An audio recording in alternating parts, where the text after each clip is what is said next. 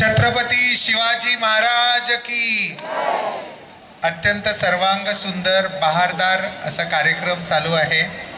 मला खूप आनंद होतोय की इथल्या स्थानिक नागरिकांचा खूप छान सहभाग आहे। मग योग असेल, नृत्य असेल, आत्ता म्हटलेली आरती असेल आणि आत्ताच दोन छान भाषणं सुद्धा झाली आहेत। त्यामुळे माझं काम खूप कठीण आहे। आत्ता आपल्याला माननीय सोमनजींनी सांगितलं की भारतावर वेळोवेळी आक्रमणं झाली।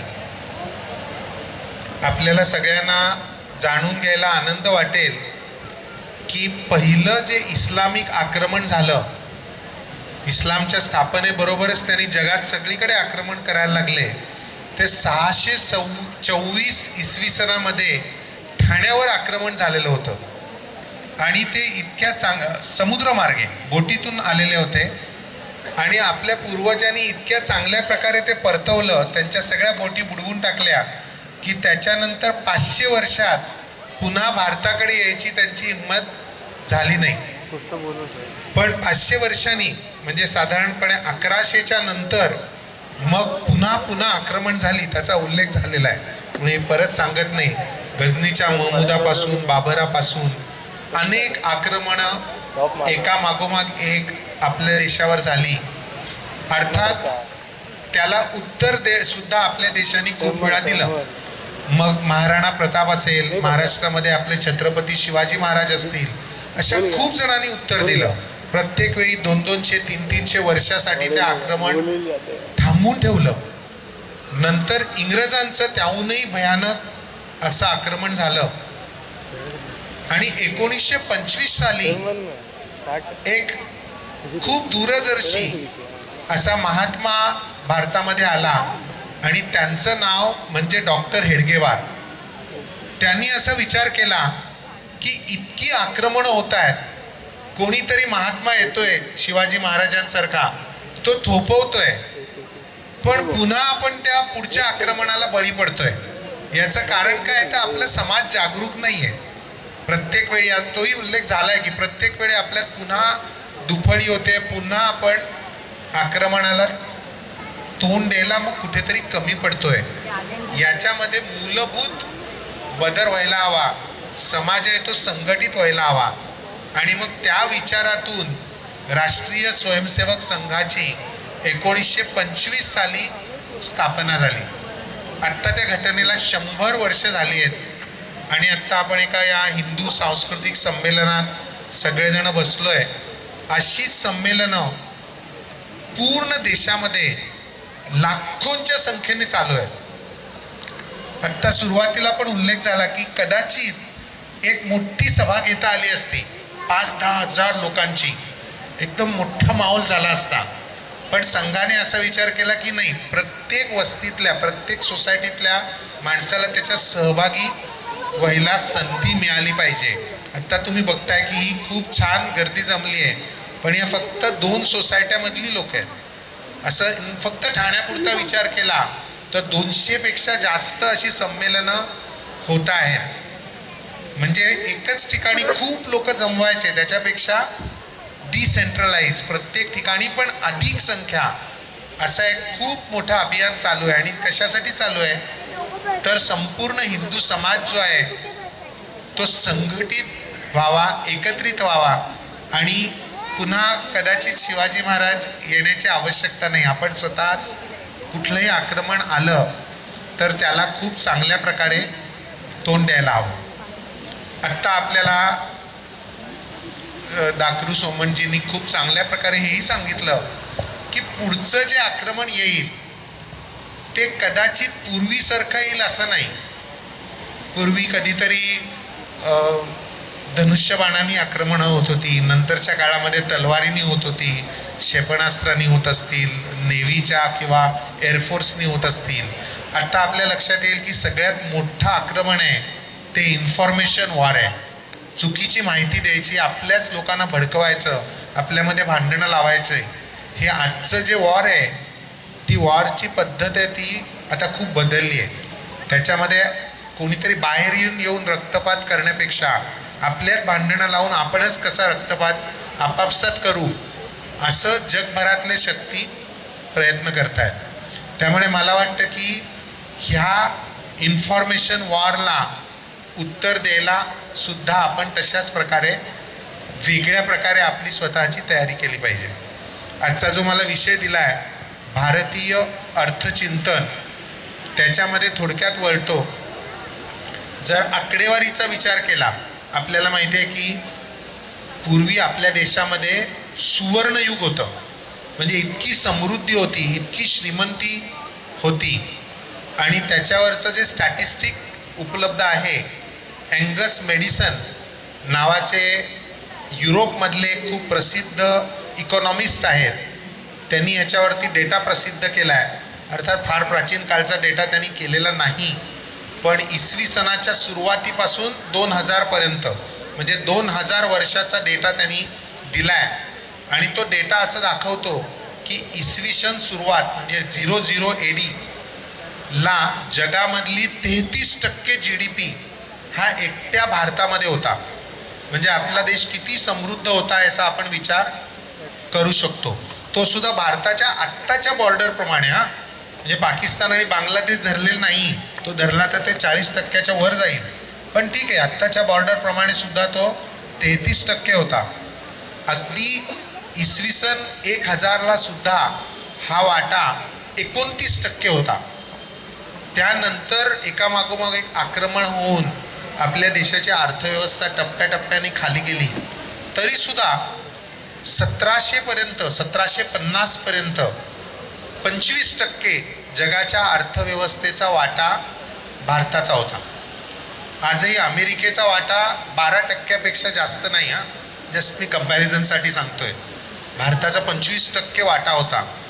पण इंग्रजांच्या कारकिर्दीमध्ये भारताची इतकी आर्थिक लूट झाली की 25%वरून सरळ 4%वर आपला GDPचा डेटा आला. आणि मग गरिबी असेल किंवा वेगवेगळे जे आज आपल्याला गोष्टी दिसून येतात, त्यापूर्वी आपल्या भारतामध्ये कधीही नव्हत्या अशा गोष्टी आपल्यामध्ये आल्या. आणि इंग्रजांनी फक्त आपल्याला माहिती आहे की मुस्लिम आक्रमकांनी आपली देवळं उद्ध्वस्त केली, आपले ग्रंथ जाळले, आपली विद्यापीठं उद्ध्वस्त केली. पण इंग्रज त्यांच्यापेक्षा चलाक होते. त्यांनी काय केलं, आपली ग्रंथ जाळले नाही, नुसते आपले ग्रंथ बदलले. आपल्या डोक्यामध्ये चुकीच्या गोष्टी भरून ठेवल्या. आपल्या डोक्यामध्ये हे भरलं की आपल्या देशातल्या गरिबीला किंवा कुठला तरी समाज वंचित असेल त्याला भारतीय लोक कारणीभूत आहेत. वास्तविक त्याला इंग्रज कारणीभूत होते. पण त्याने आपल्यामध्ये चुकीचं, तिथून ते इन्फॉर्मेशन वॉर सुरू झालं आहे. अजूनही दुर्दैवाने आपण त्याला बळी पडतोय. तर अशी आपली प्राचीन अर्थरचना आहे, ही खूप चांगली होती. आता पुढे येतं की आज कुठले आर्थिक विचार आहेत, तर मुख्यतः कॅपिटलिझम आणि कम्युनिझम. या कॅपिटलिझमनी समृद्धी आणली, जगभरात समृद्धी आणली, आपण नाही म्हणू शकत नाही. पण त्याच्यामध्ये प्रचंड शोषण आहे, प्रचंड सामाजिक विषमता आहे. मग त्याला तोंड द्यायला कम्युनिझम निर्माण झाला. मग कम्युनिझमनी काय केलं, रशिया असेल, चीन असेल, कंबोडिया असेल, अक्षरशः कोट्यवधी लोकांच्या हत्या केल्या. किती लोकांच्या? 10 कोटी लोकांच्या जगात हत्या कम्युनिस्ट रिजिमनी त्यांच्याच लोकांच्या केल्यात. म्हणजे युद्धामध्ये जेवढी लोक मारली गेली नसतील त्याच्या 50 पट जास्ती लोक कम्युनिझमनी मारले. त्यामुळे कम्युनिझम हा निरुपयोगी ठरला, त्यांच्याच लोकांनी तो फेकून दिला. मग परत कॅपिटलिझम आला 1990 पासून साधारणपणे. आणि मग आपल्याला दिसतंय की कॅपिटलिझमचे दोष आपल्याला आत्ताही दिसत आहे. मग याला काही पर्याय आहे का, तर आपल्याला असं दिसतं की भारतीय अर्थचिंतन आहे ते त्याला खूप चांगला पर्याय आहे. बहुतेक सगळ्यांनी ऐकलं असेल की भारतीय दृष्टिकोनातून आपल्या जीवनाचे 4 उद्दिष्ट सांगितलेत: धर्म, अर्थ, काम आणि मोक्ष. आणि पाश्चात्य जे जीवन आहे त्यांच्याकडे 2च आहेत, अर्थ आणि काम. म्हणजे प्रचंड पैसा मिळवायचा आणि स्वतःच्या कामांना पूर्ण करण्यासाठी तो खर्च करायचा. उपभोगवादी असं ती प्रवृत्ती आहे. मी मुद्दाम संस्कृती म्हणत नाही, कारण ती संस्कृती नाही, ती फक्त एक प्रवृत्ती आहे. आणि भारताची जी संस्कृती आहे ती मात्र या चारही गोष्टी सांगतात. पैसे कमवू नका असं मुळी सांगत नाही हां, कारण असं सांगत असते तर आपला पूर्वज एवढे श्रीमंत नसले असते. भरपूर पैसे कमवा, भरपूर कामांना सुद्धा पूर्ण करा, कारण अर्थ आणि कामं आहे, पण त्याच्या बरोबरीने धर्म आणि मोक्ष या दोन, याला म्हणतात या बाउंड्री वॉल आहेत. मध्ये जर नदी असली अर्थ आणि कामाची, तर दोन्ही बाजूचे बांधसुद्धा तेवढेच महत्त्वाचे, नाही तर नदीचं पाणी सगळीकडे पसरून पुराणी सगळं जीवन उद्ध्वस्त होईल. तर आपल्याला असं दिसतं की आत्ता असा भोगवाद जो आहे तो सगळीकडे पसरला आहे, आणि त्याच्या ते भूत आपल्यासुद्धा डोक्यावर आहे, आणि मग त्याचे पुष्कळ दुष्परिणाम आपल्याला बघायला मिळतात. अजून एक दोनच मुद्दे सांगतो. बरं, भारतीय अर्थचिंतन खूप मोठं आहे की त्याचा पूर्ण फायनल उद्देश काय आहे. तर पाश्चात्य जे चिंतन आहे त्यांचा उद्देश आहे सुख मिळवणं, आणि आपल्याला माहिती आहे की सुख साधनांचं जे सुख असतं ते फार वेळ टिकत नाही. आपल्याला तहान लागली तर पटकन आपण पाणी घेऊ बाटली आणि पिऊ, आणि आपल्याला मस्त वाटेल. पण जर दुसरी तिसरी चौथी पाचवी बाटली आपल्या तोंडात कोंबली, आपण म्हणू आता काही कर, मला पाणी देऊ नको. असं सगळ्या गोष्टी नाही. मग ते खाणं असेल किंवा कुठलीही दुसरी गोष्ट असेल. मग भारतीय अर्थचिंतनाचा उद्देश काय आहे, तर आनंद, ब्लिस, संतोष असं म्हणू शकतो.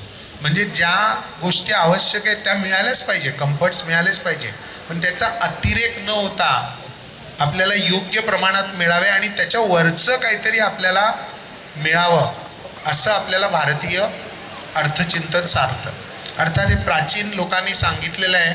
आपल्या प्राचीन ऋषीमुनींचा आत्ता उल्लेख झाला, त्यांनी सांगितलं आहे. नंतरच्या काळातल्या अनेक अर्थतज्ञांनी सुद्धा भारतीय अर्थचिंतनसुद्धा आपल्याला सांगितलं आहे. एकच मी उल्लेख करतो की डॉक्टर आंबेडकर खूप मोठे इकॉनॉमिस्ट होते.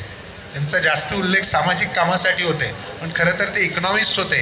त्यांनी त्यांच्या जीवनातला जो शेवटचा एसे लिहिला 1956 साली, त्यांच्या मृत्यूच्या काही दिवस पूर्वी, त्याच्यामध्ये त्यांनी म्हटलं आहे की मार्क्स वर्सेस बुद्ध, आणि असं म्हटलं आहे की मार्क्सची जी प्रणाली आहे ती जरी समृद्धी आणत असली, खरं तर ती समृद्धी पण आणत नाही हां, पण त्यांच्या काळात अशी एक हवा होती 56 सालापर्यंत. त्यांनी म्हटलं जरी ती समृद्धी आणत असली तरी it is nothing better than fattening of pigs. तुम्ही डुकरांना जाडे करताय, त्याच्यावर काही नाही आहे, कारण धर्माचा मार्ग नसला तर समृद्धीचा काही आनंदामध्ये रूपांतर होणार नाही. आणि आज सस्टेनेबल शब्दाचा खूप वापर केला जातो की चिरस्थायी, शाश्वत अशी समृद्धी देणारा जो मार्ग आहे तो आपला भारतीय अर्थचिंतनाचा मार्ग आहे. आता प्रश्न असा येतो की चला ही थिअरी झाली, नुसती थिअरीमध्ये आहे का, तर तसं नाही आहे. तर आपल्या समाजामध्ये आजही जरी हे कुठे शिकवलं जात नाही, आपल्या कुठल्या टेक्स्टबुक्समध्ये नाही आहे, पण आपल्या समाजाची ती प्रवृत्ती आहे. त्याची एक दोन उदाहरणं देतो. जसे उदाहरणार्थ सेव्हिंग रेट आहे. बहुतेक सगळ्या पाश्चात्य देशांचा, अमेरिकेचा तर सेव्हिंग रेट 2 to 3% आहे, काही युरोपियन देशांचा 8-10% आहे.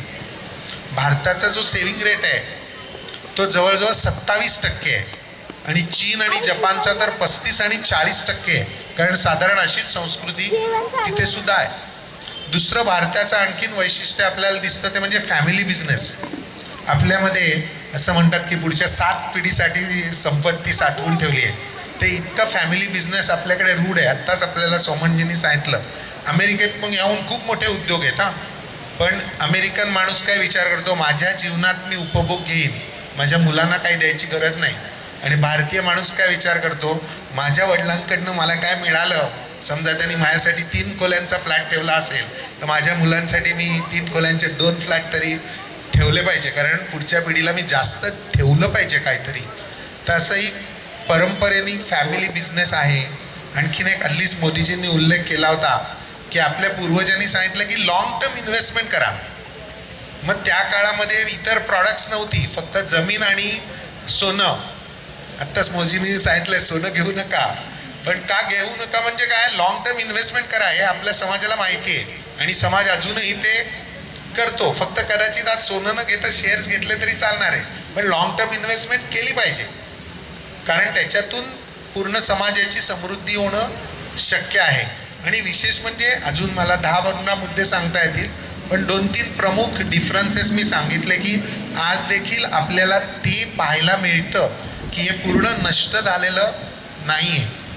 या सगळ्याचा विचार करून संघाने असं म्हटलंय की आपल्याला जर शाश्वत समृद्धीकडे जायचं आहे, आपला समाज चांगला करायचा आहे, किंवा आपल्या भारत मातेला पुन्हा एकदा जर विश्वगुरुपदी न्यायचं आहे, तर ती जबाबदारी आता कोणी श्रीराम किंवा कोणी शिवाजी महाराज येतील असं नाही आहे.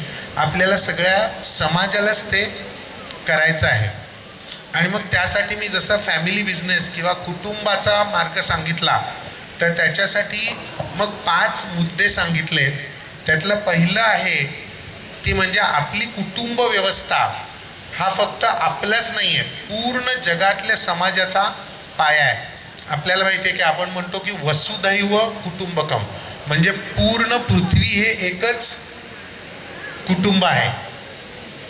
म्हणजे आपल्याकडे जर आपण नदीचं पोल्युशन केलं तर ते पाणी कुठेतरी समुद्रात जाणार आहे आणि पूर्ण जगामध्ये त्याचा दुष्परिणाम होणार आहे. आणि लक्षात घ्या, हे आपले पूर्वज कधीच्या काळी लिहित होते, जेव्हा शेजारच्या गावात जायलाही काही तास जावं लागत होतं, तेव्हाही आपले पूर्वज म्हणत होते की अख्खं जग, अख्खी पृथ्वी हे एकच कुटुंब आहे. इतकं कुटुंब महत्त्वाचं आहे. तर ते जागतिक स्तरावर असेल, देशाच्या, समाजाच्या, पण चला आपण अगदी आपल्या घरातलं कुटुंबाचा, वैयक्तिक कुटुंबाचा जरी विचार केला तरी एक पहिला मुद्दा हा आहे की कुटुंब प्रबोधन. म्हणजे आपल्या कुटुंबाचं प्रबोधन आपल्याला स्वतःला करावं लागेल. जे काही दोष आले असतील, मी आता सगळे सांगत नाही आहे, आपल्या सगळ्यांना माहिती आहे की आपल्या घरात काय काय दोष आहेत. तिथेच आता आपल्याला बरीच संस्कारित कुटुंब पाहायला मिळाली. तसंच आपलं असेल, आजूबाजूची सगळी कुटुंब संस्कारित ठेवणं हा सगळा आपल्याला, कारण टेक्नॉलॉजी ज्याला म्हणतात ना, दोन्ही बाजूला धार असणारं तलवार आहे. त्यांनी वाईट होणी चांगलं दोन्ही होऊ शकतं. तर पहिला मुद्दा होता तो कुटुंब प्रबोधनाचा. दुसरा, आजचं जो काळ आहे तो खूप अनुकूलतेचा आहे. आता आपल्याला माहिती आहे की एवढी सगळी आक्रमणं झाली, आपल्या पूर्वजांनी किती भोगलं असेल. तुम्ही विचार करा की ज्यावेळी सोमनाथाचं मंदिर समोर त्यांनी तुटताना पाहिलं, ज्यावेळी बाबरांनी राम मंदिर समोर तुटताना पाहिलं, पण ते तुटताना पाहताना सुद्धा आपला धर्म त्यांनी सोडला नाही. त्यांनी सतत स्वप्न पाय काय आलं की ही सगळी मंदिरं आपण पुन्हा बांधू. आणि मला वाटतं आपण खूप भाग्यवान आहोत की आपल्या समोर आपण राम मंदिर पुन्हा बांधलेलं पाहिलं. आणि अशी बरीच मंदिरं, म्हणजे फक्त फिजिकल मंदिरं नाही, राष्ट्र मंदिर पुन्हा उभारताना पाहायचं आहे आपल्याला. म्हणून पुन्हा मी येतोय की 5 मुद्दे सांगितलेत. कुठले सांगितले? पहिलं आपण कुटुंबाचं पाहिलं, जो सगळ्याचा मूलभूत आधार आहे. आणि त्याच्यापुढे मी एक शॉर्ट फॉर्म करतोय, म्हणजे स प न, कारण आपल्याला स्वप्न पाहायचं आहे, राष्ट्र मंदिर उभारायचं आहे. असे 5 मुद्दे दिलेत. मग स म्हणजे त्याच्यामध्ये काय येत आहे, प आधी सांगतो कारण सगळ्यांना सारखी त्याची चर्चा होते. ती प म्हणजे पर्यावरण. पर्यावरणाचं रक्षण करणं ही सुद्धा आपलीच जबाबदारी आहे. आता आज सध्या आपण प्लास्टिकच्या बाटल्या वापरतोय, पण पुढच्या वेळी आपण माठ ठेवून, मला वाटतं की त्यातनं पाणी प्यायलं पाहिजे, घरून बाटल्या आणल्या पाहिजे. हे अगदी छोटी सुरुवात आहे, रोज केली पाहिजे आपल्या सगळ्यांनी. मग पाणी वाचवण्यापासून, प्रदूषण होऊ नये म्हणून, कारण दुसरं कोणी नाही, आपण स्वतःपासून ही सुरुवात केली पाहिजे. तर तो जो मुद्दा आहे तो आहे पर्यावरणाचा. आणि शेवटचा जो न आहे तो आहे की आपण चांगले नागरिक व्हायला पाहिजे.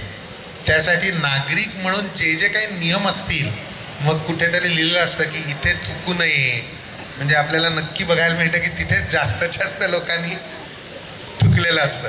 आणि थुकू नये लिहिलं म्हणजे लोक म्हणतात ही थुकायची योग्य जागा असणार, म्हणूनच तिथे थुकू नये लिहून ठेवलेलं असेल. किंवा कोणी लिहिलं असेल की नो पार्किंग, म्हणून बरोबर सगळ्या गाड्या तिथे लावलेल्या दिसतील. असे पुष्कळ नियम आपण कळत न कळत मोडत असतो. तर कोणीतरी पोलीस येऊन दंड करतील त्यांना टाळण्यासाठी म्हणून नाही आहे, आपल्याला स्वतःसाठी वेगवेगळे नियम, जे काही नियम बनवले असतील ते पाळणं म्हणजे हे एक नागर आहे. आता मी पहिलं स आहे ते सांगितलं नाही, कोणी सांगू शकतं? 2 अजून राहिलेले आहेत, कोणी सांगू शकतंय? हां, समरसता. आणि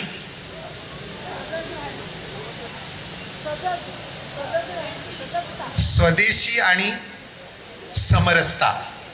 स्वदेशी म्हणजे काय आहे? आत्ता मोदीजींनी पण आपल्याला आवाहन केलेलं आहे की जागतिक युद्ध चालू आहे, बाहेरून पेट्रोल आणावं लागतं, तर पेट्रोलचा वापर जरा कमी करा. पण मला वाटतं ही खूप छोटी गोष्ट आहे, फक्त स्वदेशी पुरती नाही आहे. म्हणजे बाहेरच्या कंपन्यांचे प्रॉडक्ट्स वापरणं टाळा. आता लोक लगेच म्हणतात की मायक्रोसॉफ्ट वापरतं मी बंद करू का? तर बंद केलं पाहिजे असं नाही, जिथे नाही शक्य पर्याय तिथे वापरा. पण बऱ्याच ठिकाणी पर्याय असतो तिथे पण आपण वापरत नाही. पर्याय आणतात भारतीय उद्योजक तरी वापरत नाही. त्यामुळे तो जक्की आपण वापरला पाहिजे. पण हा फक्त वस्तूं किंवा सेवांपुरता मर्यादित नाही आहे, तर हा एक स्वभाव आहे की भारतीय भाषा मला येतात का, त्या मी वापरतो का मी इंग्रजीत बोलणाऱ्याला मोठा मानतो. तर मी इथे जब्बा घालून आलेलो आहे, तर मी कोट घालून जर आलो असतो टाय वाय घालून, तर तुम्ही माझ्याकडे अधिक आदराने पाहिलं असतं का? इथे कदाचित नसतं पाहिलं, पण बऱ्याच ठिकाणी असं होऊ शकतं की तुम्ही कोट आणि टाय घातलात आणि तुम्ही इंग्रजीत बोललात, तर लोकांना वाटू शकतं की हा माणूस चांगला स्कॉलर आहे, त्याला ते इंग्रजी नाही कळलं तरी त्याला चालतं, पण स्कॉलर असावा तो. असं कारण का की अनेक वर्षाच्या पारतंत्र्यामुळे कोणीतरी दुसरा ग्रेट आहे अशी भावना आपल्या मनामध्ये कळत नकळत असतं. हां, ती अगदी आतपर्यंत गेली आहे. ती काढून आपल्याला स्वभाव हा निर्माण केला पाहिजे. स्वतःच्या वस्तूंबद्दल अत्यंत आदराच्या गोष्टी आपल्याला वाटणं, कारण आपलं खरंच चांगलं आहे. जसं आत्ता सुरुवातीला सांगितलं, आपलं पंचांग हे खरंच चांगलं आहे. आपल्याला बऱ्याच वेळा ते माहीत नसतं. मग आपल्याला वाटतं नाही नाही इंग्रजी तारीख काय ते सांगते, तिथी बिथीचं काही सांगू नको, असे बरीच लोक म्हणतात. का तर इंग्रजी तारीख सोपी असते ना, रोज पुढची येते. पण आजच्याच इंग्रजीतच सांगायचं म्हणजे आपलं जे पंचांग आहे ते अधिक न्युआन्स्ड आहे, अधिक सखोल आहे. पण त्याचा अभ्यास न करता बरेच लोक म्हणतात नाही नाही आम्हाला काय तिथी बिथीचं सांगू नका. इथली लोक नसतील तसं करत, पण इथली नसतील करत तरी आपण इतरांना ते समजून दिलं पाहिजे. अशी खूप उदाहरणं देता येतील. पण ही स्वभावाची जागृती आणि समरसता. कारण अगदी आपण सुरुवातीलाच पाहिलं की पुन्हा पुन्हा आक्रमणाला बळी पडण्याचं कारण म्हणजे आपापसातली भांडणं. म्हणजे हे अक्षरशः असं उदाहरण देऊ नये, पण हे पेट्रोलसारखं आहे. एकत्र आहे तोपर्यंत छान आहे, पण कोणी जर काडी लावली, इथे जर येऊन कोणी एखाद्या जातीचा उद्योग करायला लागला तर भांडणं होऊ शकतात आपल्यामध्ये. कोणीतरी येऊन जर इथे भाषेबद्दल काहीतरी द्वेष पसरवायला सुरुवात केली तर भारतीय लोकांच्यात 100% भांडणं लागू शकतात. तर ते व्हायला नको असेल तर समरसतेचा भाव म्हणून मुद्दाम समरसता म्हटलंय. हां, म्हणजे आपल्याला एकमेकांबद्दल प्रेम आहे, आपण वेगळे नाही असणार असं नाही आहे. आपण मराठी होतं, आपल्याला मराठीचा अभिमान 100% असला पाहिजे. पण म्हणून आपण तामिळ भाषेचा द्वेष केला पाहिजे, हिंदीचा द्वेष केला पाहिजे असं काहीच नाही आहे. आणि सगळ्या भाषा भगिनी आहेत. आपण कुठल्या जातीचे असू, आपल्याला अभिमान असायला काहीच हरकत नाही आहे. आपण असं नाही सांगत की काहीच आपलं पाळू नका, कारण आपले सगळं सुसंस्कृत आहे, त्यामुळे आपल्याला अभिमान जरूरच असू शकतो. पण दुसऱ्यांबद्दल द्वेष नाही असला पाहिजे, उलट दुसऱ्यांबद्दल प्रेम असलं पाहिजे. कारण आपली संस्कृती मुळातच सांगते की खूप काही व्हरायटी आपल्याकडे आहे आणि ती व्हरायटी किंवा विविधता ही आपली ताकद आहे. पण ती आपलं वीकनेस किंवा दुर्बलता नाही बनली पाहिजे. ती आपली खऱ्या अर्थाने ताकद होईल जेव्हा आपल्याकडे समरसतेचा भाव असेल. त्यामुळे संघाच्या मी शताब्दीबद्दल सांगितलं की संघाचं 100 वर्ष आहे. त्याच्यामध्ये असं आवाहन केलं आहे की पूर्ण समाजाने हे ज्या 5 बिंदू आहेत त्या 5 बिंदूवर पुढे जावं. अर्थात हे 5च बिंदू आहेत असं नाही, आणखी पुष्कळ बिंदू सांगता येतील, पण हे काही महत्त्वाचे बिंदू आहेत. आणि मला वाटतं की इथे सगळे सुजाण जण जमले आहेत, बराच वेळ बरेच जण उभे पण आहेत. त्यामुळे मी माझ्या आता वक्तव्याला थोडीशी थांबवतो. पण इथे येऊन मला खूप आनंद झाला. सगळ्यांना खूप खूप धन्यवाद. भारत माता की